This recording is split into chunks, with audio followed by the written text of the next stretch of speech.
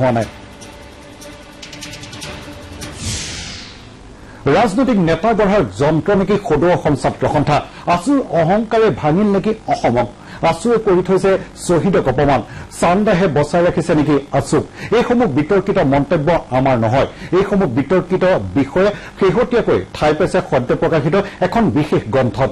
উদীয়মান লেখক নীলিম আকাশ কাশ্যপৰ আছু স্বপ্ন দুস্বপ্ন ইতিহাস শীৰ্ষক গ্ৰন্থখনত ৰাজ্যৰ সৰ্ববৃহৎ ছাত্ৰ সংগঠনটোৰ বিৰুদ্ধে উত্থাপন কৰা হৈছে এইসমূহ অভিযোগ। এই অভিযোগৰ সত্যতা নিৰ্মোহ আৰু যুক্তিপূৰ্ণভাৱে উপস্থাপন কৰা হৈছে।